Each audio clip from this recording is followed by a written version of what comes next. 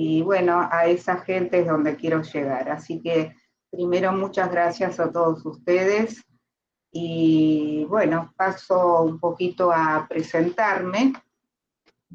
Mi nombre es Eva Stupnik, parecido a la vacuna, pero nada que ver. Soy artista plástica, también vitralista. Tengo una tecnicatura en la Facultad de Agronomía, que tiene que ver con todo lo que es la naturaleza, las plantas, y también como me ha interesado mucho el tema de tanto de la salud, tanto física como psicológica, también ya de un poco más grande, hice una tecnicatura en lo que fue sigue siendo, ¿no?, la Universidad y Salud. Refiere a todo lo que es el ámbito de la salud, porque sirve como para trabajar en equipos multidisciplinarios que tengan que ver con personas con enfermedades crónicas. Así que bueno, creo que mi beta, aparte de artística, también tiene que ver con lo humano y con tratar de ayudar de alguna manera a personas con enfermedades crónicas. En este momento, más que todo, me dedico, mi profesión principal es ser abuela, que también es muy importante y muy satisfactoria para mí.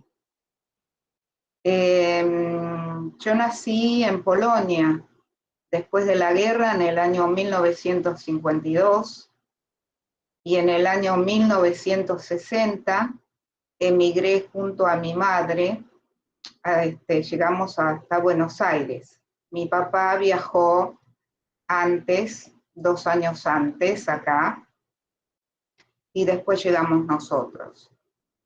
Si bien la guerra fue terrible, en la posguerra también hubo muchas situaciones difíciles.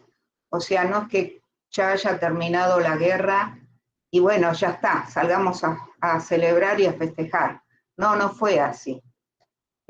Fue la búsqueda de los familiares que no pudieron ser encontrados y que, bueno, algunos sí se pudieron conectar con algunos hermanos. Fue la búsqueda de encontrar de nuevo la casa donde uno vivió y que por supuesto no fue encontrada en la mayoría de los casos, o en los casos en que fue encontrada, fue ocupada por otra gente. Así que la posguerra fue difícil también. Sin embargo, mis padres me hicieron mi infancia polaca realmente muy agradable, aunque sí tuve, siendo chica, algunos episodios de antisemitismo, siendo yo chica, yendo a la escuela primaria o en el jardín de infantes. Lamentablemente hubo mucho antisemitismo, no solamente por decir, hablamos de los nazis, pero el pueblo polaco tuvo varias posiciones y dentro de esas posiciones hubo mucha gente que entregó a judíos durante la guerra. En vez de combatir con su enemigo, que en ese momento eran los nazis, la Alemania nazi que invadía Polonia, ellos se dedicaron a buscar y a entregar a los judíos durante la guerra, y después de la guerra también hubo persecuciones. O sea que la posguerra fue todo un tema también, por eso en un momento decidimos emigrar. Yo soy la hija de Mira y Mietek. Pertenezco a lo que es la segunda generación de sobrevivientes de la Shoah. El tema para mí fue muy conocido desde chica. Mis padres siempre hablaron y nunca ocultaron nada. Siempre el tema estuvo como algo natural de comentar, a veces en la mesa, un almuerzo, en la tarde. Eran recuerdos que ellos tenían y de pronto los fueron expresando, sacando afuera, ¿no? Que por un lado es bueno. Les voy a mostrar, porque después de la guerra, mi madre tomó la decisión de escribir un libro contando esta historia. No sé si van a poder ver el libro, se llama Quo Vadis Mundo, no sé si se alcanza a ver. Sí, se puede ver, bien. Bien. Fue escrito de puño y letra por mi madre. Ella cuenta en este libro que lo ubica dentro del contexto histórico de aquella época, porque no solo refiere a su historia personal, sino también comenta mucho de lo que pasaba en ese momento, ¿no? Desde la historia en general, y también aparte de su historia, ella comenta la historia de mi papá, también que pasó la guerra. O sea, ambos padres fueron sobrevivientes del Holocausto. Atrás tiene una reseña que está hecha por la profesora Graciela Nabel de Ginich, quien fue una de las fundadoras de acá del Museo del Holocausto, con la cual continúa la amistad porque fue muy amiga de mi madre, y luego, bueno, seguimos la amistad con Graciela, nos volvimos a contactar después de que mi madre falleció, y a partir de que fallece mi madre, si bien este tema siempre estuvo presente en mí y cuando podía yo seguía difundiendo o seguía dando los libros de mi mamá a lugares, inclusive cuando viajaba siempre llevaba libros, pero yo lo tomé en este momento, después de que falleció ella, como una continuidad de su legado. Y entonces tomé la decisión de seguir difundiendo, porque mi madre siempre habló. Y yo también quiero seguir contando, donde pueda, quiero seguir difundiendo. Muy breve, les voy a comentar un poquito primero de la historia de mi mamá y después de la historia de mi papá. Mi madre era muy chica cuando empezó la guerra, tenía 11 años, y vivían en un departamento dentro del predio de un hospital, era un hospital judío, dentro de la ciudad de Białystok. Białystok queda en Polonia, es una ciudad que está cerca con la frontera con Rusia. Mi abuelo, o sea, el papá de mi mamá, fue el director del hospital judío. Estoy hablando de un hospital judío como acá hay muchos hospitales israelitas, hospital italiano, en donde obviamente se atiende a todo tipo de personas, no implicaba religión ni nada, ¿no? O sea, se atendían tanto polacos cristianos como judíos, o sea, todo el mundo tenía acceso al hospital. Y es más, justamente, lo lindo que en ese hospital se celebraban todas las fiestas tradicionales, tanto de la colectividad judía como las cristianas también, se hacía un árbol de Navidad y siempre estaba presente, era muy integrado, realmente muy lindo. Así que ella lo que cuenta de su infancia, que fue una infancia muy, muy feliz,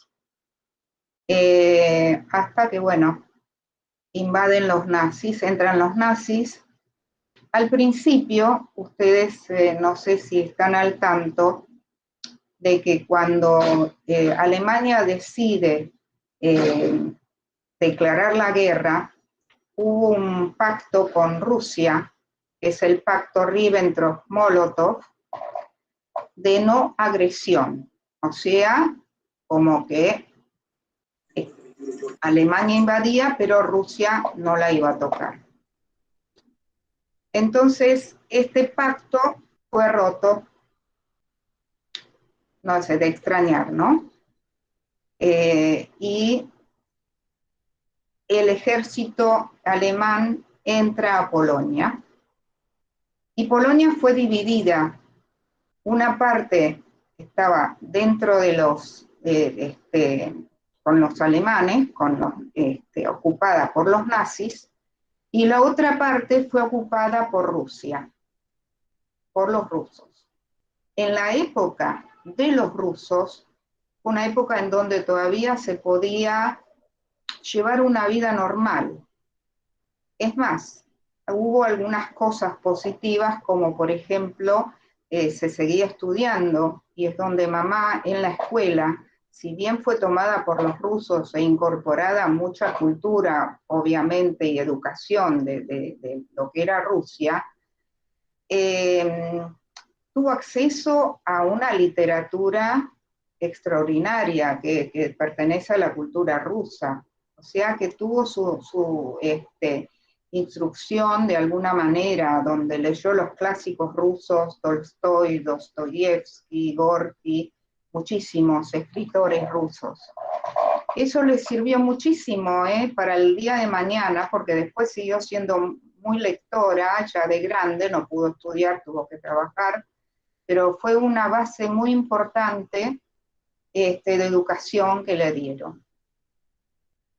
Bueno, esto no duró mucho porque se rompió el pacto, y entonces entraron los nazis con todo a la parte ocupada por los rusos, y ahí es donde empieza a funcionar el gueto. Establecen a toda la gente, los judía, determinan, marcan una parte de la ciudad, con algunas veces, porque hubo diferentes guetos, algunos eran con paredes, otros con murallas, otros con alambres, pero bueno, quedan reducidos a un sector de la ciudad. Y este hospital en donde se encontraba mi madre se traslada del hospital donde estaba antiguamente al otro lugar donde estaba ocupado el gueto. Siguió funcionando el hospital, obviamente con toda la precariedad. Obviamente que dentro del gueto no tenían acceso a alimentos, no tenían acceso a medicación, estaban como 2 o 3 familias en una habitación. Ahí empezaron las enfermedades. Y bueno, fue un padecimiento atroz. El hambre se notaba mucho, niños tirados en las calles, muertos o padeciendo hambre, muchos huérfanos, porque los padres murieron. Y hubo 2 liquidaciones en el gueto, por ahí me estoy extendiendo mucho, no sé, bueno, voy a tratar de hacerlo más corto.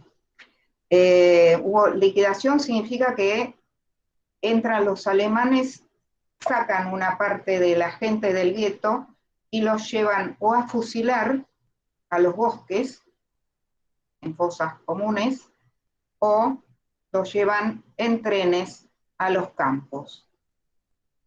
En la segunda liquidación empezó una resistencia en el gueto de Białystok. Quiero que sepan que en todos los guetos hubo resistencia. El que más conocido es el gueto de Varsovia, que fue el gueto más grande. Pero en todos los guetos se peleó con la misma bravura y con el mismo heroísmo que en el gueto de Varsovia. O sea, eso hay que destacar. Lo que pasa es que el gueto de Varsovia es un ícono de la resistencia armada, de los jóvenes que trataban de hacer armas caseras, o a veces conseguían algún polaco, trataban de juntar algún dinero, algún anillo, alguna joya, algo para conseguir armas, que muchas veces, como los polacos no les tenían simpatía mucho a los judíos, a veces esas armas ni funcionaban. Pero esa resistencia en el gueto de Białystok duró un mes. Estaban rodeados con un ejército con armas pesadas, tanques de artillería pesada, tanques. Sin embargo, lucharon por la dignidad del pueblo, ¿sí?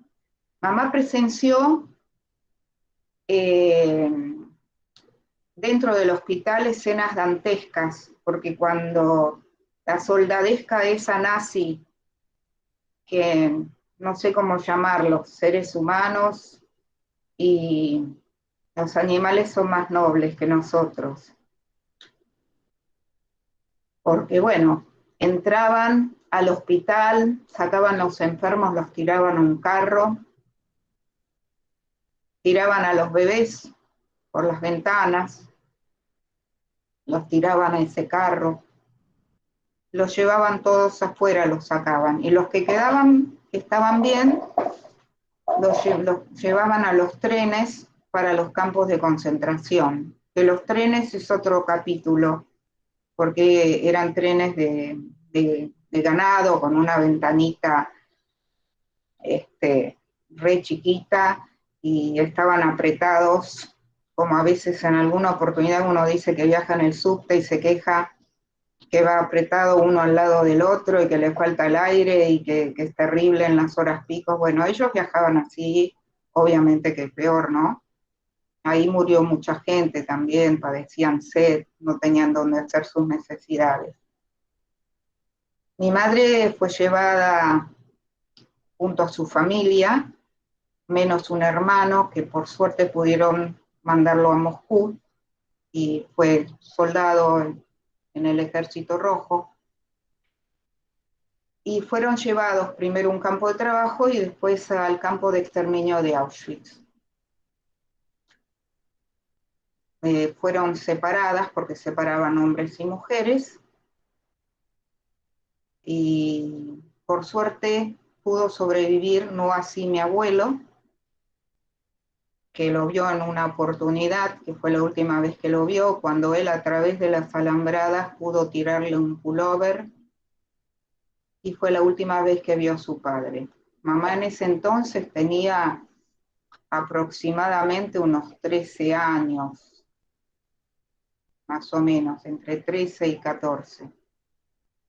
Ella trató de estar siempre con su madre, y entonces se la rebuscaba de alguna manera, porque mi abuela estaba muy débil y siempre le tocaba la fila de izquierda, que era para las cámaras de gas, y ella se arrastraba y siempre trataba de rebuscársela para llevarla con ella.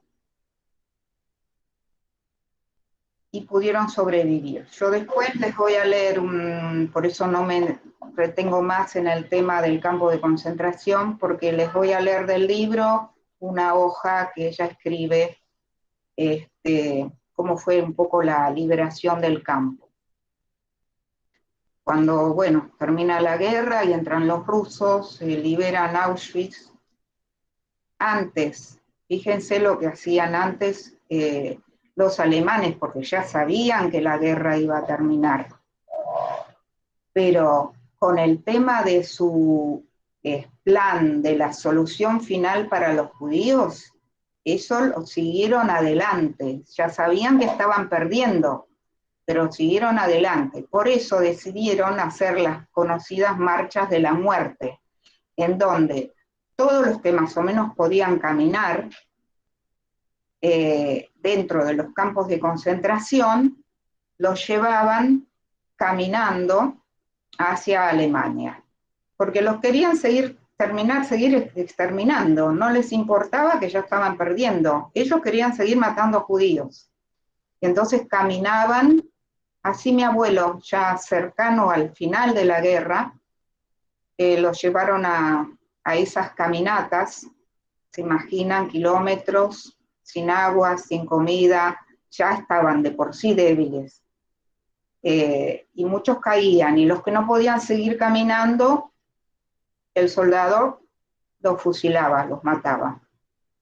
Hay muchos que sobrevivieron. Mi abuelo no pudo, cayó en los caminos y no sé dónde quedó enterrado. Se supone que en alguna fosa común.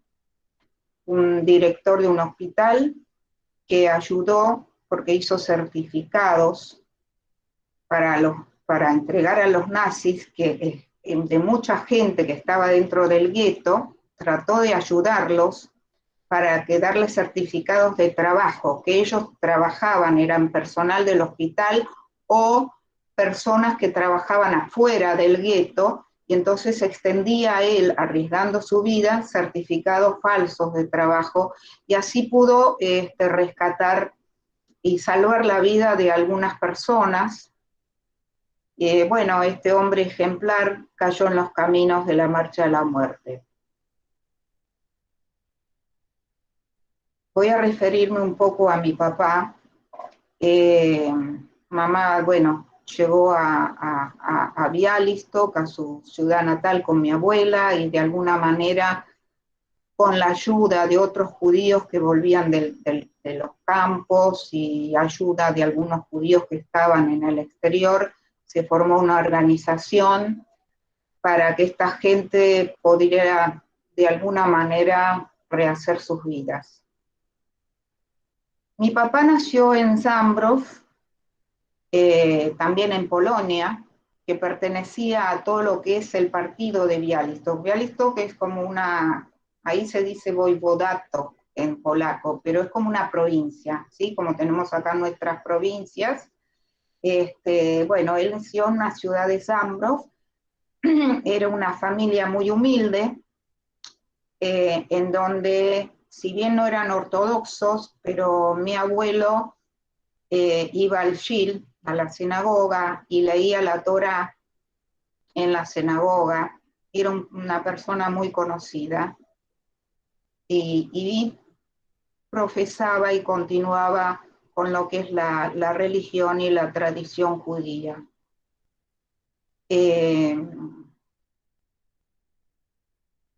Bueno, eran varios hermanos.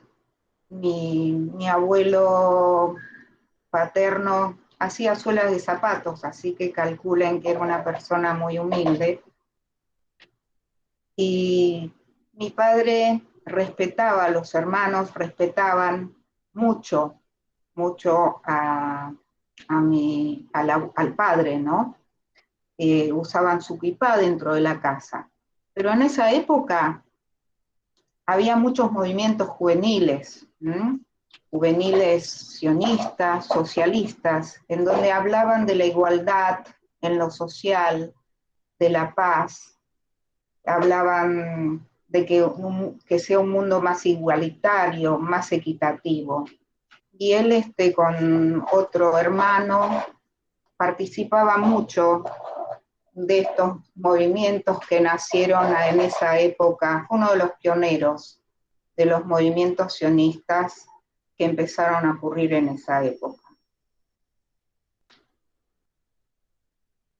Él estaba haciendo el ejército militar, servicio militar, porque aparte de los polacos, todos los judíos estaban obligados a hacer el ejército militar.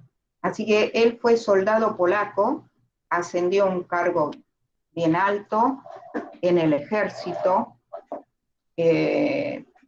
participó en las primeras batallas que presentó el ejército polaco a los nazis, pero era tanta la desigualdad, porque los nazis estaban perpetrados con todos los armamentos en esa época, los más nuevos, los más modernos, y era imposible. El ejército polaco todavía aparecía con los caballos y con cañones antiguos frente a los tanques alemanes, ¿no? Así que sufrió una baja importante, y Polonia se tuvo que rendir. De todas maneras, continuó peleando, pero le ofrecieron a mi papá que se quede en el ejército, porque fue ascendiendo grados en el ejército, pero él decidió regresar a su casa paterna, quería ver a sus padres, a sus hermanos. El tema que, bueno, después se encontró con que sus padres los llevaron a los bosques y fueron fusilados. Entonces decidió, junto con dos hermanos que se volvió a encontrar, a escaparse al bosque. con la esperanza de encontrar partisanos y unirse a los partisanos. En realidad en esos bosques no había partisanos de grupos muy grandes, así muy conocidos, pero sí había muchos judíos sueltos que estaban en los bosques. Terminó organizando un grupo de 20 personas, de judíos, que se acercaron a él y él trató de ayudarlos junto con 2 hermanos más. Eran los 3 hermanos. Y ahí quiero mencionar la ayuda de una familia polaca, cristiana, digamos que la que promovió toda esta ayuda fue Stefania Wisniewska, una mujer muy, muy cristiana, de ir mucho a la iglesia, y ella los cobijó a estos 3 hermanos en un establo, porque calculen entre 20 o más de 20 grados bajo cero en pleno invierno, era imposible pasar la noche en los bosques.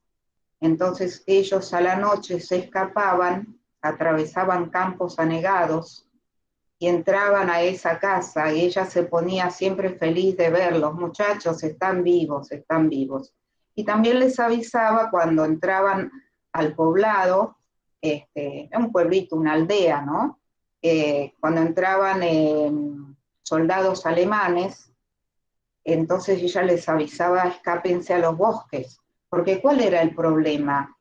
No todos los polacos ayudaban, eran muy pocos. Entonces los mismos,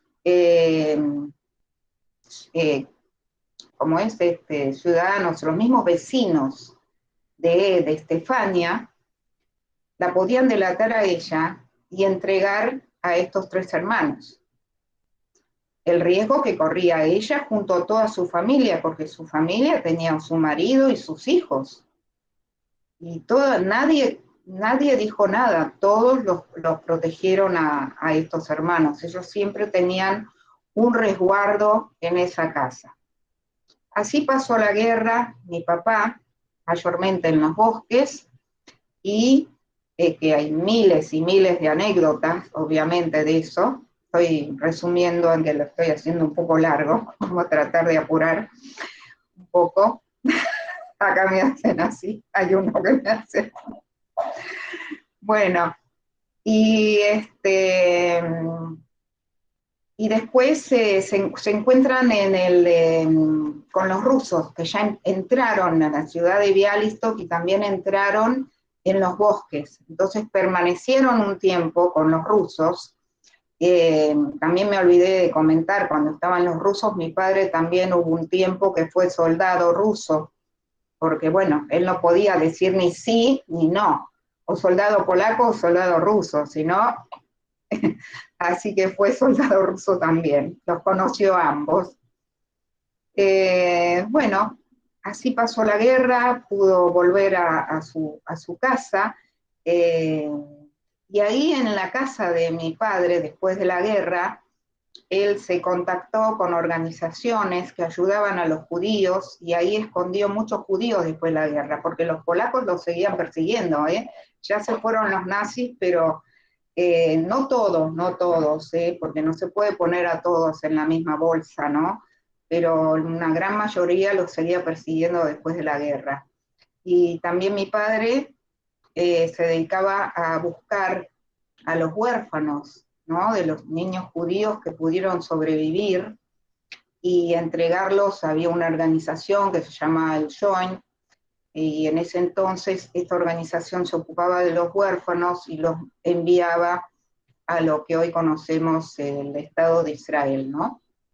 En ese entonces estaba ocupado, creo que por los británicos en esa época. La verdad que no soy profesora de historia, así que no me quiero meter en fechas y no quiero decir una cosa por otra.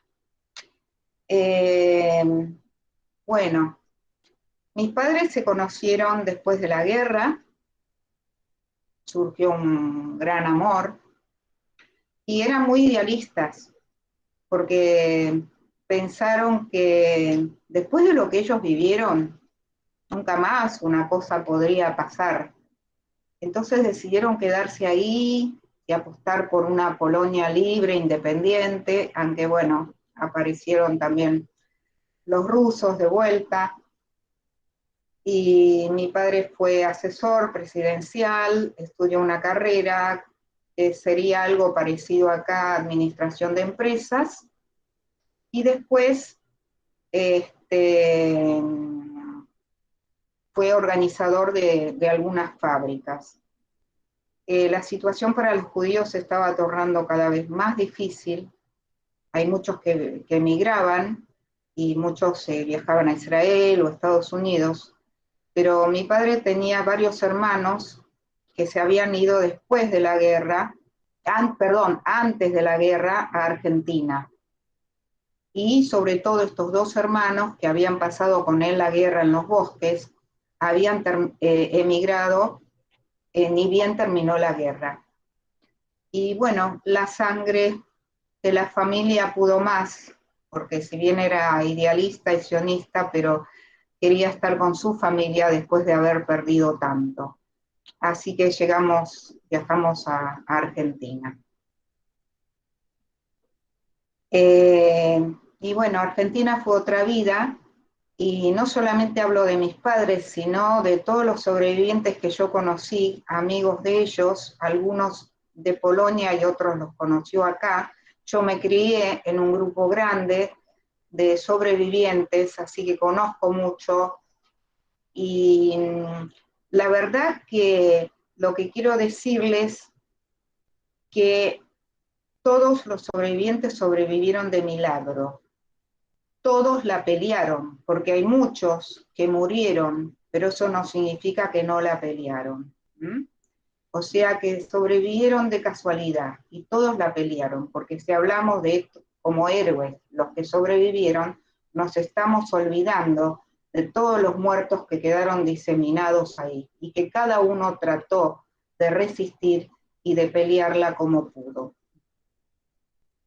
Entonces, es admirable cómo a ellos, después de haber pasado aquel infierno, apostaron a la vida, apostaron al amor, formaron familias, hijos y nietos. Y lo maravilloso también es cómo se divertían ellos, cómo se reunían, cómo cantaban, cómo bailaban, cómo contaban chistes. Y entre esas reuniones también siempre aparecían las historias de ellos que contaban de la guerra. Así que el mérito de haber sobrevivido, esa resiliencia que tuvieron, eso es lo aplaudible. De eso nosotros tenemos que tomar el ejemplo. Porque les quiero comentar que estamos en la semana de la conmemoración anual del Día Internacional del Recuerdo a las Víctimas del Holocausto. Por eso les quiero leer una parte del libro de mi madre que tiene que ver con la entrada del ejército soviético, que fue el 27 de enero, al campo de concentración de Auschwitz y así su liberación. Así que, si ustedes están de acuerdo, no sé los tiempos, Pablo, les voy a leer. Totalmente. ¿Sí? Tiene libertad para leer y seguir. Bueno, les voy a leer entonces de la página 98 del libro Quo Vadis Mundo, el capítulo que ella puso de nombre La evacuación. Era el fin del año 1944. El victorioso Ejército Rojo y los ejércitos aliados avanzaban en todos los frentes y en su marcha liberaron varios campos, entre ellos Majdanek en pleno funcionamiento. A raíz de estos acontecimientos llegó la orden de desmantelar los crematorios y borrar las evidencias. Esta orden llegó cuando nos tocaba el turno. Se refiere mamá, ¿no? A mamá y a mi abuela, las dos juntas. Con la ya conocida eficiencia alemana, nos volvieron al campo Y no solo esto, el contingente que ya se encontraba en las cámaras de gas también fue liberado. Salieron enloquecidos, muchos de ellos se volvieron canosos en pocos minutos. Y entonces comienza la evacuación del campo. Todos los que se mantenían en pie fueron sacados en la marcha hacia la Alemania, la llamada Marcha de la Muerte. Pocos la sobrevivieron. Quedaron sembrados en los caminos con los cadáveres. En el campo quedaron solamente los muertos y los que no se podían sostener en pie, los llamados musulmán. Eran como esqueletos andando, esos musulmán. Por eso no sé por qué los llamaban así. Otra vez recurrí a mis métodos anteriores. Esconderme, esquivar los golpes arrastrando a mamá, como animales perseguidos con la agudeza, el olfato, la habilidad felina que había adquirido, logramos quedar en el campo. Ya corría enero de 1945. De pronto nos dimos cuenta de que no veíamos alemanes y tampoco recibíamos comida. Empujadas por el hambre, penetramos en los almacenes que todavía tenían algunos alimentos. Me acuerdo de unos grandes barriles con una pasta negruzca de incierto origen. Mamá agarró un poco de harina, encontró una lata oxidada y fósforos e improvisó con unas piedras una fogata y puso a hervir la harina con el agua. En ese momento aparecieron dos alemanes y nos hicieron salir fuera del campo al camino. Éramos un grupo muy reducido, no sé si llegábamos a una veintena. El resto quedó en las barracas, muertos o agonizantes. Yo agarré la lata con el engrudo a medio cocinar y mientras los alemanes nos formaban en filas para fusilarnos, yo trataba de engullir el contenido de la lata. Mi único deseo en ese momento era alcanzar a comérmelo antes de que me disparasen, llenar el estómago, saciar el hambre acumulado en años, el hambre atroz que obnubila la mente, que degrada todos los sentidos, que convierte el estómago en amo absoluto de todo tu ser. En ese momento se aproximó una moto con acoplado, conducida por un alemán. Se detuvo, cambiaron unas palabras con los dos soldados y de pronto los tres subieron a la moto y partieron deprisa. Nosotras quedamos paradas en fila en el camino desierto, como nos habían dejado los alemanes, sin movernos, sin atinar a hacer algo, sin saber dónde ir. Luego, largo rato estuvimos así paradas, despojos humanos con almas vacías, ni vivos ni muertos, incapaces de comprender la situación. Después de la guerra, casualmente leí ¿a qué se debió este episodio? Un tanque se adelantó en el frente ruso y los alemanes pensaron que había comenzado la ofensiva y se batieron en retirada. De pronto vimos acercarse unos cuantos hombres con los trajes a rayas que usaban los antiguos prisioneros. Venían de Auschwitz Central, que estaba a 2 kilómetros. Nos explicaron que los alemanes habían abandonado el campo, que ellos se habían escondido de la evacuación. Nos llevaron con ellos al Auschwitz Central, donde nos ubicaron en barracas de ladrillo, en lugar de madera como en Birkenau. Nos dieron de comer, había pan y terrones de azúcar. Allí se encontraban almacenes de alimentos y ropa. Yo hice una escapada, pero en vez de llevar ropa, agarré toda una brazada de panes, todo lo que podía caber en mis brazos, y emprendí el camino del retorno. De repente, se desató un tiroteo, y yo, corriendo, perdí un pan.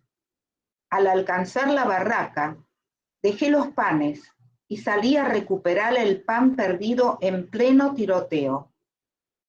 Ese pan me podía costar la vida, pero yo no era capaz de razonar. Veía solamente el pan tanto tiempo soñado. La liberación. Quedamos así, en tierra de nadie, creo que una semana, hasta que al amanecer del 27 de enero de 1945, divisamos de lejos a las primeras filas de la infantería del Ejército Rojo victorioso que se aproximaban. Nunca, mientras viva, olvidaré este momento. Iban agachados con los fusiles listos a disparar. El frente tan esperado estaba avanzando delante de nuestros ojos. La liberación. Corrimos hacia ellos, nos abalanzamos sobre ellos, abrazándolos y besando sus botas, metiéndoles en sus bocas terrones de azúcar, el tesoro más grande que teníamos. El espanto se dibujaba en sus rostros. No éramos conscientes del espectáculo horrendo que presentábamos. Pasada la primera euforia, mamá y yo nos pusimos a hablar con los soldados, ávidos de noticias. Nos pusieron al corriente de la situación de los frentes, de la prácticamente lograda derrota de los alemanes, de la cercana victoria sobre el odiado enemigo. Los escuchábamos como hechizadas. ¿Sería verdad? ¿Logramos llegar hasta este momento? ¿Nosotras? ¿Y los otros? ¿Llegó alguien más a sobrevivir? ¿Y papá? ¿Alguien de la familia? ¿Amigos? ¿Y todos los que no llegaron? ¿Por qué nosotras?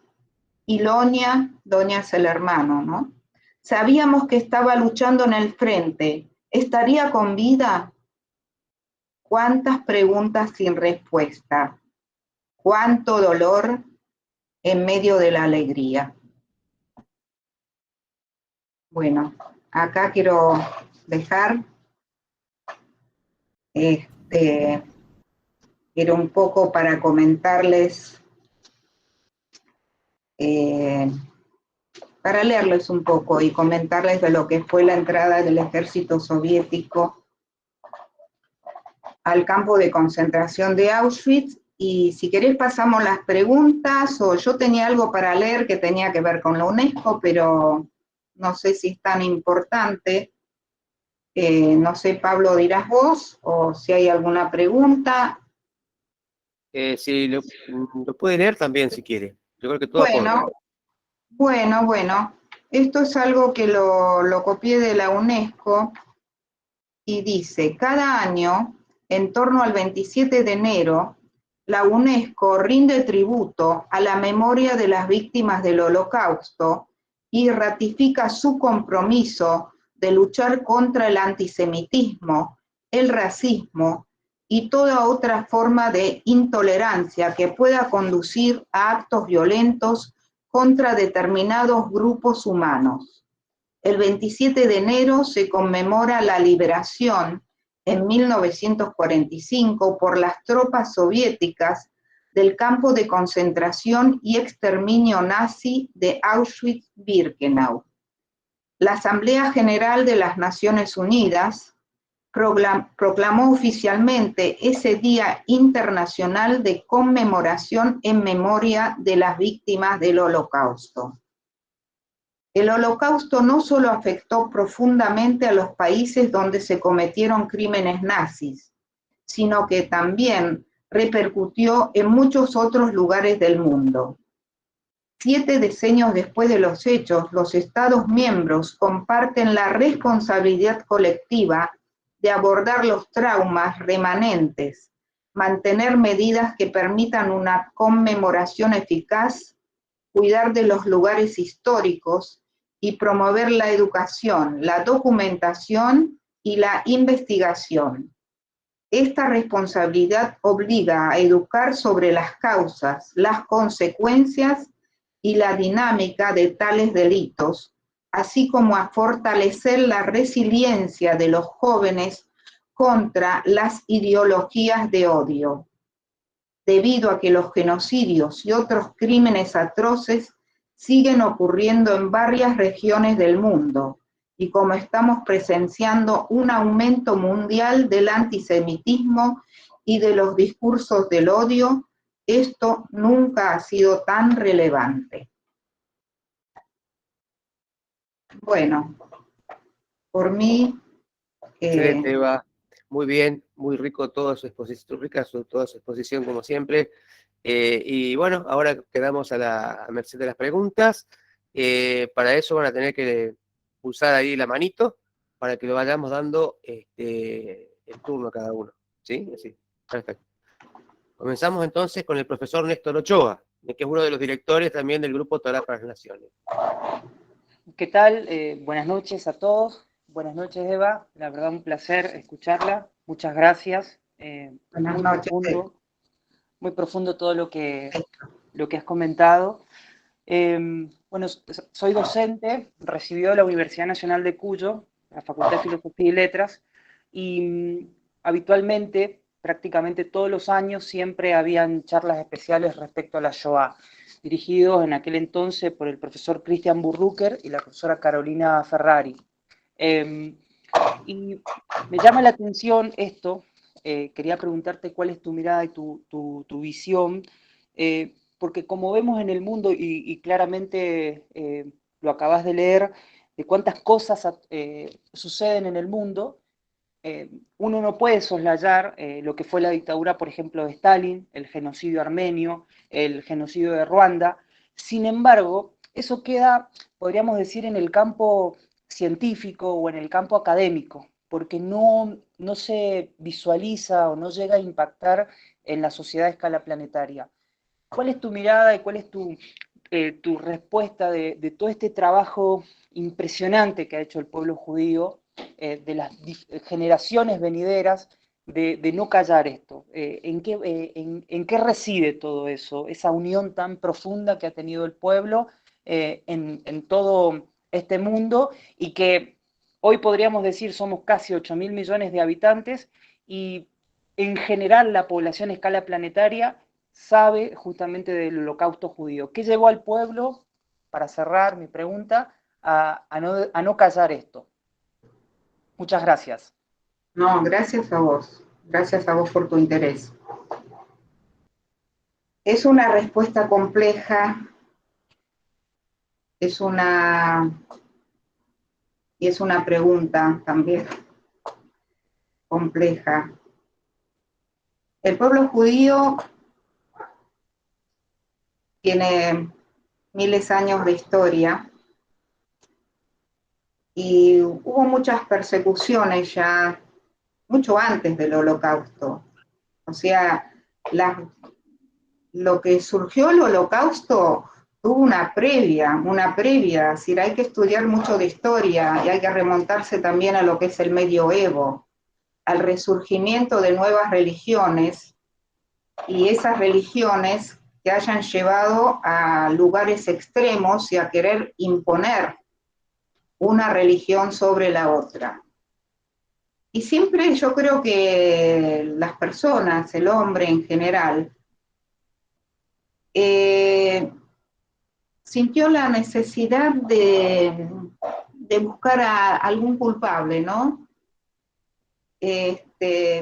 Frente a situaciones que no le cerraban, o es mucho más fácil encontrar un culpable y no hacerse una autocrítica a uno mismo, ¿no? Sucede muchas veces en la vida diaria, ¿no?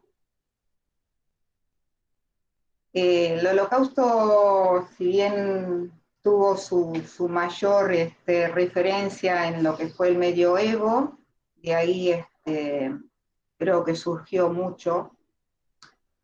La Iglesia tuvo mucho que ver en cuanto a la enseñanza.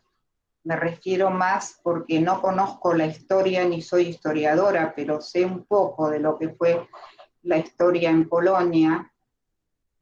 El pueblo polaco era un pueblo muy, muy humilde, mucho campesinado y muchos principados había en Polonia. Y era un pueblo ignorante. Y ahí entró la iglesia con las diversas órdenes, tanto jesuíticas como otras. También estaba por otro lado la iglesia rusa, ortodoxa, y entre ellas había grandes disputas. Y entre medio de todas estas situaciones, tanto religiosas como políticas, como el terrible hambre que pasaban los polacos, en este caso los campesinos tan ignorantes, necesitaban un chivo expiatorio. En eso influyó mucho la iglesia, porque la iglesia en ese entonces, hablo de ese entonces, enseñó a toda la juventud polaca, tiene toda la base, la juventud polaca, y eso se fue transmitiendo mucho de generación en generación, y eso justamente permitió este gran antisemitismo que hubo del pueblo, ¿no? La ignorancia sumada al hambre es terrible, y cuando de pronto viene gente y te trata de entrar en tu cerebro otras ideas, surgió así. El pueblo judío se unió mucho, mucho en la religión. Ellos se cobijaron mucho frente a tanto lo externo que tenían un exterior muy, siempre fueron asediados, ocurrieron los pogrom, que no sé si sabés de los pogrom, sobre todo en Rusia, eran pueblitos muy, muy humildes, en donde fueron asediados, matados, violados, incendiados. Y ellos trataban de estar juntos y por eso muchas veces se separaban, ¿no? Inclusive dentro de las ciudades, había en la ciudad barrios judíos que han establecido, donde tenían un rebe, ¿no? Su rabino, y en donde de ahí de alguna manera encontraban una contención y se aferraron mucho a la religión para unirse. El exterior era muy duro, y siempre culpando a los judíos. Había judíos ricos, sí, había judíos ricos que de pronto por ahí tenían algún acceso a los estudios, pero la mayoría del pueblo judío en lo que es Polonia, Rusia, era un pueblo muy humilde y siempre trataban de estar juntos, ¿no? Como la unión hace la fuerza y la contención de su rabino. Hubo muchas emigraciones también previo a la guerra, muchos pogrom, y creo que de ahí viene un poco la resiliencia, ¿no? El tema de seguir, de continuar, el aferrarse a una identidad, el aferrarse a su religión, y hay muchos que no eran religiosos, inclusive no creyentes, pero sí tener un lugar de pertenencia, ¿no? Que tiene que ver con la tradición también, ¿no? Con las costumbres, y más que todo por las pérdidas, ¿no? Porque el matar por el solo hecho de ser judío ya te va marcando como que yo, por esta persona que murió, por estos familiares que murieron, por estos miles y millones que murieron, yo soy judío, porque es sangre de mi sangre, porque es mi identidad, no soy un paria del mundo. Y yo creo que se aferraron a eso. Y siempre fue la resiliencia, ¿no? Siempre fue la resiliencia. Ahora, lo que te quiero comentar de que contaron, pues los sobrevivientes hubo de todo. Hubo gente que contó siempre, que es el caso de mis padres, como muchos otros. Hubo gente que contó poco, no pudo contar mucho. Hubo gente que al principio cayó y no pudo contar, y de pronto contó varios años después. Y hubo gente que no habló, que fueron los menos, pero hubo gente que habló. Lo maravilloso, no importa quién habló y quién no habló. Lo maravilloso es la resiliencia, es el empuje, porque mi madre siempre tiene una frase que la vida es más fuerte, y evidentemente la vida es más fuerte, el que continúa quiere continuar. La misma vida te obliga a continuar el día a día. Y el continuar sin amor es imposible. Así que, bueno, muchos formaron sus parejas y sus hijos y sus nietos. Y también hay otra cosa con el tema de hablar o no hablar. Cuando uno llegó a la Argentina, muchas veces dentro de la colectividad judía, al principio, no querían escuchar. Era demasiado doloroso. Entonces los sobrevivientes se juntaban entre ellos, así como en un grupo grande que tenían mis padres, un grupo muy numeroso. También había otros grupos de sobrevivientes que se juntaron entre ellos y ahí podían desahogar su historia. Recién años después se empezó a hablar. O sea, se hablaba entre la familia, se hablaban entre los amigos, se contaba a veces algún vecino, que era escucha, porque no todos querían escuchar, y muchos decían, no, esto no puede ser, estás exagerando. Así que no tenían escucha, no se los quería escuchar. Por eso yo valoro mucho la actitud que tuvo el cineasta Steven Spielberg, porque ahí le dio la oportunidad a muchos sobrevivientes a contar, porque él desde la fundación, de su fundación que la hizo, lo que hizo formar equipos para que vayan a diferentes países y tomen testimonio, obviamente videos a los sobrevivientes. Y acá estaba justamente Graciela Kinich, que fue una de las fundadoras del Museo del Holocausto junto a otros, y ella fue la coordinadora de acá de Argentina. Y bueno, gracias a ello, en la Fundación Spielberg se encuentran todos estos videos, después están en el Museo del Holocausto de ahora, también se encuentran esos videos y por supuesto los familiares, también tenemos acceso a tener el video completo. No sé si me quedó algo, por ahí me extiendo mucho, díganme ustedes si te quedó algo de la pregunta. Excelente, Eva.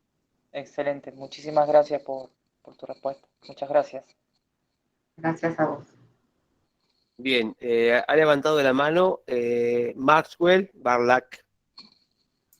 Sí, adelante. Sí, muchísimas gracias por estar acá y por compartir todas estas historias con nosotros. Se lo agradecemos mucho. Gracias, Maxwell. Me gustaría ver tu cara, si es posible.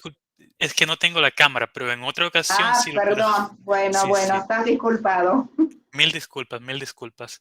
Pero le quería hacer una pregunta, si no le molesta, Eva. ¿Cómo no? Hoy en día se ve mucho que hay muchas personas que son, por así decirlo, gentiles o no judíos, que han salido de las religiones por muchas razones, por una razón u otra, y estamos buscando el monoteísmo de la Torá. La pregunta es, en ese tiempo, en el pasado, con todo y todas estas cosas que estaban pasando, se veía también personas, por así decirlo, gentiles que querían unirse al pueblo judío, o eso es algo que es más común ahora. O sea, esa es mi pregunta. ¿Cómo era esto para los gentiles que querían ser parte del pueblo judío? ¿Cómo era la situación para ellos en ese tiempo? Y disculpe que haga la pregunta, es solo la curiosidad que tengo. No, está bien.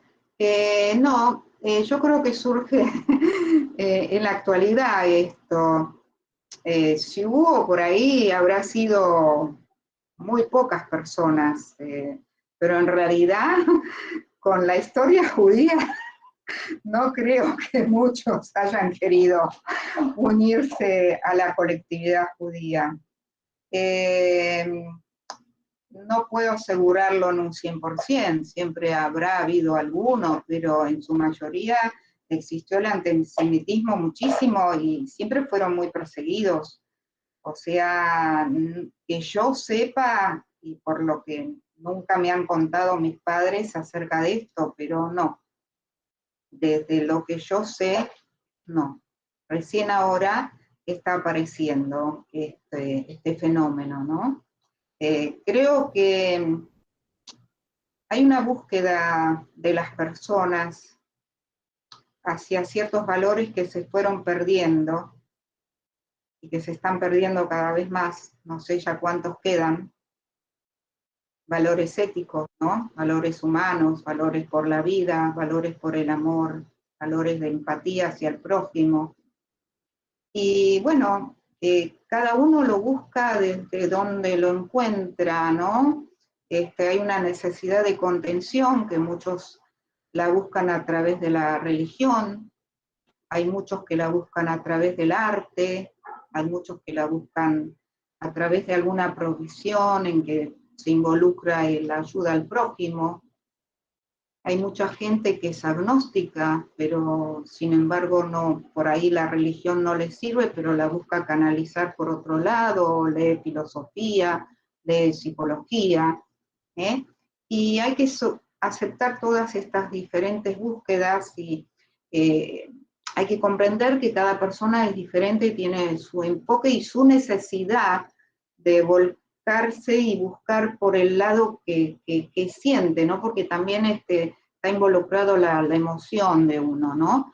Pero mientras sea en un camino positivo y que se acerque a los valores tan sagrados que tenemos, porque para mí los sagrados son que rescatemos esos valores humanos para el mundo, todo está bien, sea desde la religión, sea desde otro camino, ¿no? Desde otra visión o otra óptica. Yo lo que apunto es que es importante, tanto de la religión o como a veces mismo dentro de la política, ¿no? Pero que también trata de ayudar a una sociedad, ¿no? Que no nos vayamos a los extremos, ¿no? Porque el peligro es ese, que tratemos de buscar un equilibrio, porque ese es el peligro, porque nosotros tenemos la agresión adentro también, ¿eh? Y tenemos que saber depositarla en otras acciones más positivas, y siempre buscar día a día, del día que nos levantamos, buscar un equilibrio en nosotros, es decir, no los extremos. Excelente, No sé, muchas gracias, Eva. Hay una no, pregunta que tiene Oliver Asto, que es uno de los directores también de todas las naciones, que quiere seguramente hacerle. ¿Qué tal? Muy buenas tardes, señora Eva, ¿cómo está? Y buenas tardes a todos. hola Oliver, buenas tardes. Mire, más que una pregunta, solo quería agradecerle el tiempo que se ha dado para poder hacer esta charla, que es muy necesaria. Por lo que estoy viendo, hay muchos mensajes también de muchas personas que agradecen que se haya dado el tiempo para hacer este conversatorio que es muy, muy importante.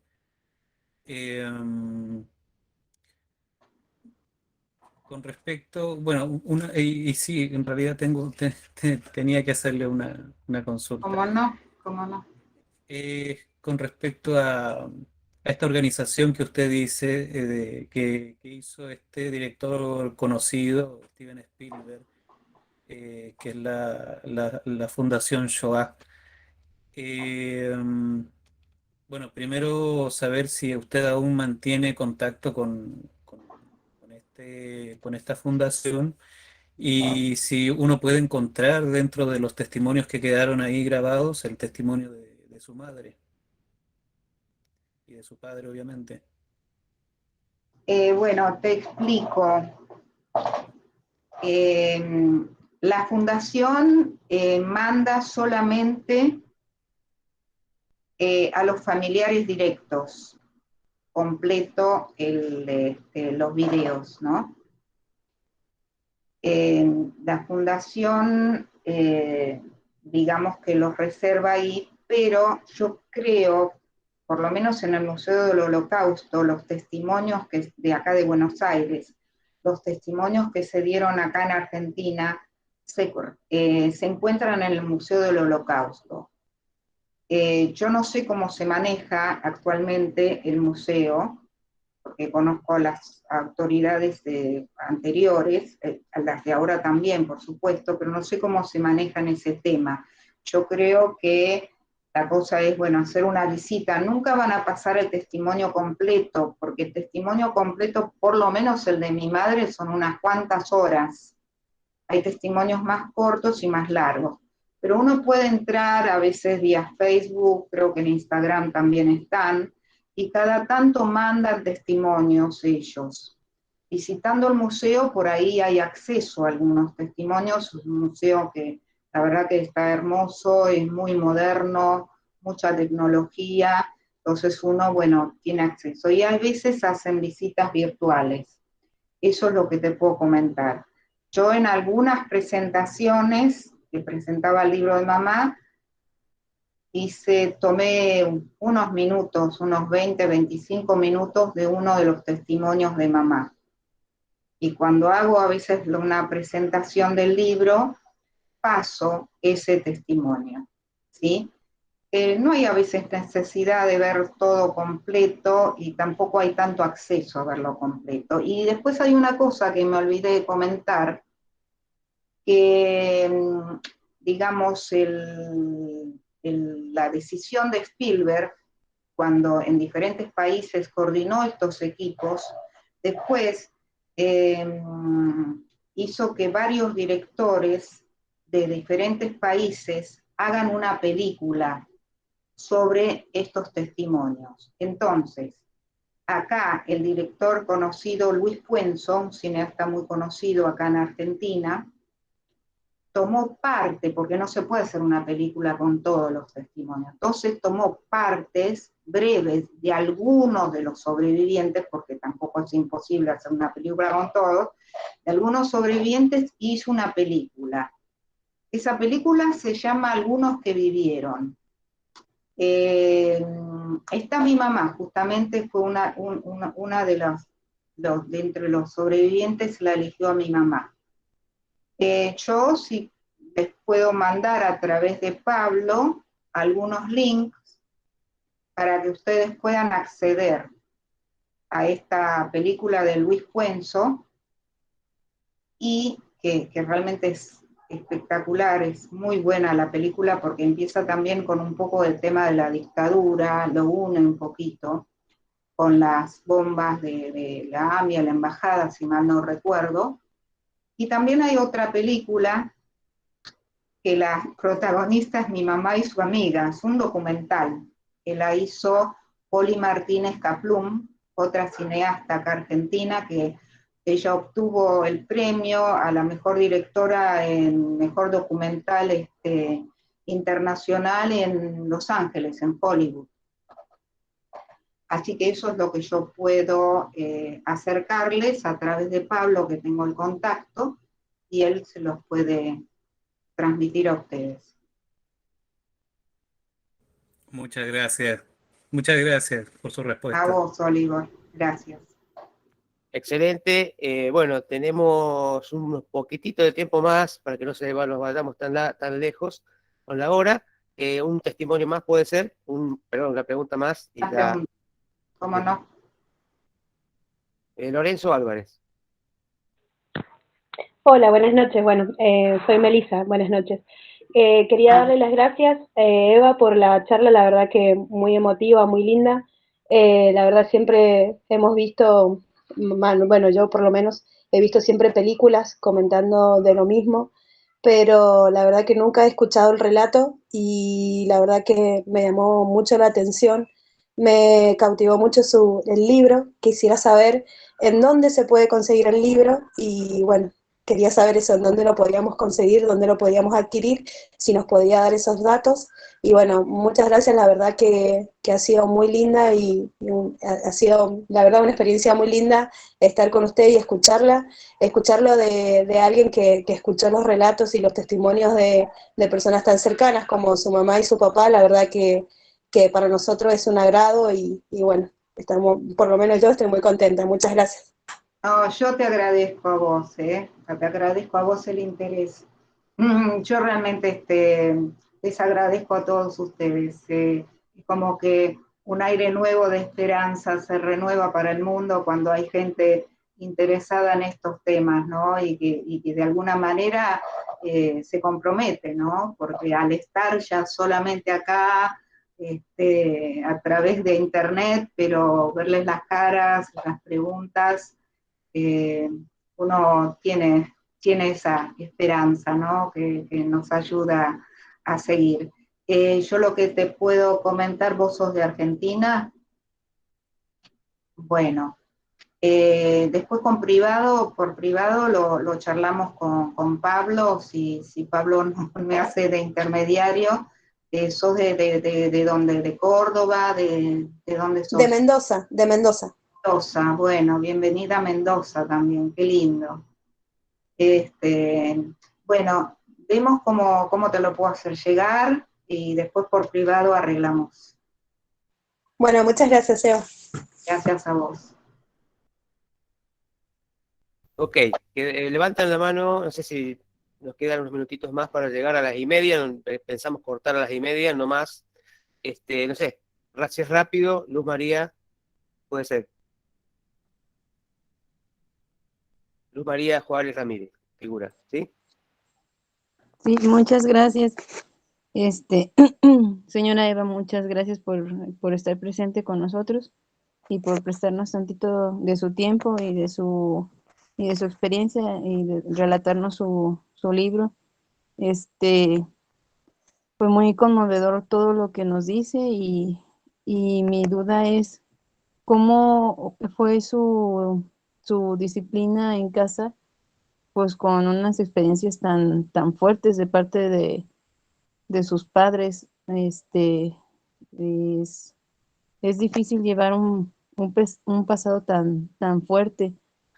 Este, Fueron muy arraigados pues ahora sí que, pues para tratar de salvaguardar la religión o muy desapegados o cómo fue, porque he escuchado varios relatos bueno, es diferente ver videos que escucharlo de una persona que lo vivió.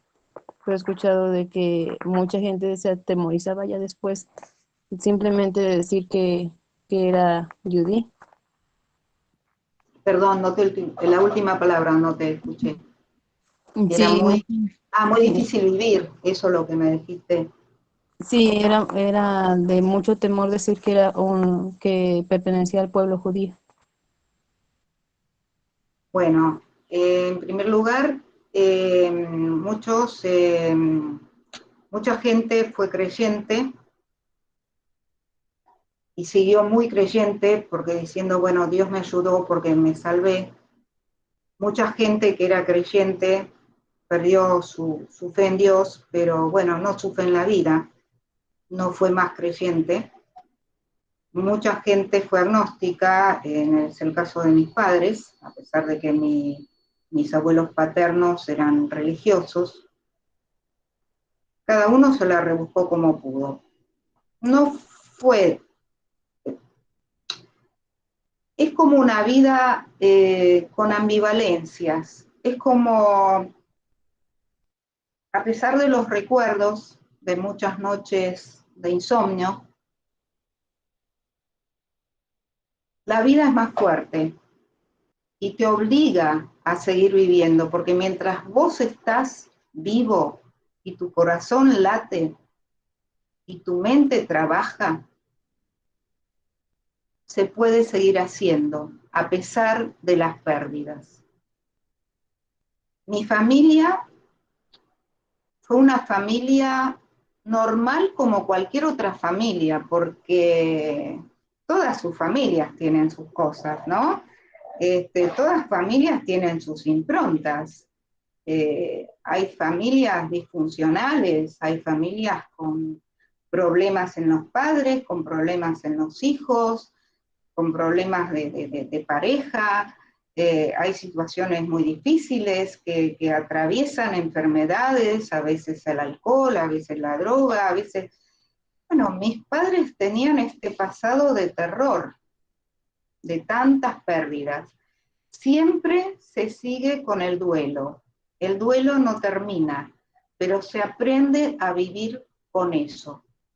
Y hay que aceptar, mi padre decía que hay que aceptar lo que a uno le pasó y hay que aceptar la vida que uno tiene en el diario, en el corriente, el común de los días, ¿no? Que pasan. Hay que aceptar las situaciones, pero nunca hay que bajar la guardia, siempre hay que seguir adelante y seguir peleándola. Eso es lo que ellos me enseñaron. Yo sí tengo mi cuota de dolor que llevo, porque la familia de mi madre no tengo a nadie, pero no es que murieron de alguna enfermedad o de viejitos. A mí me los mataron. A mí me mataron. La familia de mi madre y de mi padre me la mataron. Y me la mataron por el solo hecho de ser judíos. Entonces el duelo no puede terminar. Y se aprende a vivir con el duelo.